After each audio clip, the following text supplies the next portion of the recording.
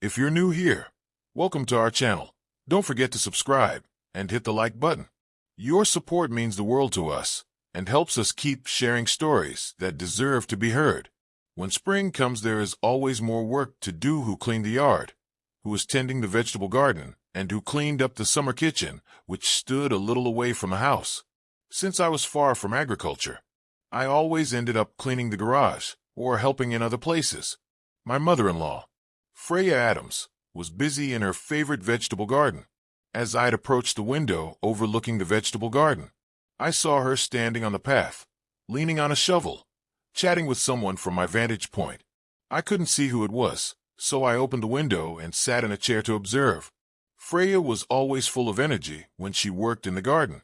The fresh smell of earth and blooming flowers filled the air, and I could hear the birds chirping. Nearby her garden was her pride, filled with rows of brightly colored vegetables and blooming flowers. I knew from her speech that this neighbor was Archie, a young man who had dropped out of school early and attended vocational school for a while. Archie was a somewhat overgrown boy who never quite found his way, and his routine mostly revolved around the house, yard, and village store. Freya was a widow, and perhaps in that respect she was a little lonely.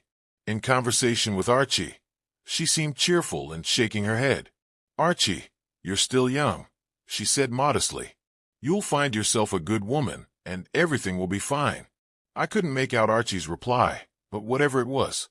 Freya laughed again. She looked around warily. "I'm a mistress." "Archie, I don't understand you. Are you serious? What if your mother finds out and gives you a scandal?" she said, though her tone seemed to soften. "I'll think about it. But you have to remember that I have a daughter and son-in-law here, and if your mother finds out about it, a whole village will know." With those words, she picked up the shovel and headed toward the barn. I quickly slipped out of the kitchen window and quietly went back into the house. Later, Freya was sitting in the living room watching TV, but after a while she was to a neighbor's house. She went out and watched her standing by the corner of the summer kitchen until Archie came over. They walked in together, and I stepped back to the window, which I left slightly ajar. It was beginning to be evening, and the air was cooling as the sun lowered in the sky. The houses around me seemed so quiet, as if they holding their breath. I couldn't see them, since they hadn't turned on the lights. I could hear their voices. "So are you ready?" Archie asked Freya quietly. A pause followed before Archie replied, "Yes." Then there was the creaking of the couch, which grew louder and louder and finally fell silent. Before this story spirals even further, make sure to subscribe to my channel and turn on notifications for more. And when the story ends, don't forget to show your support through likes and comments. After about 10 minutes, it quieted down. I didn't wait for round 3 of this invisible movie. I quietly retired to the house, feeling a mixture of curiosity and anxiety. Freya returned half an hour later and went straight to the bathroom.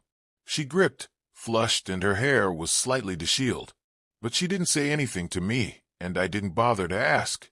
I heard the sound of water pouring and wondered if she was trying to wash off what had just happened.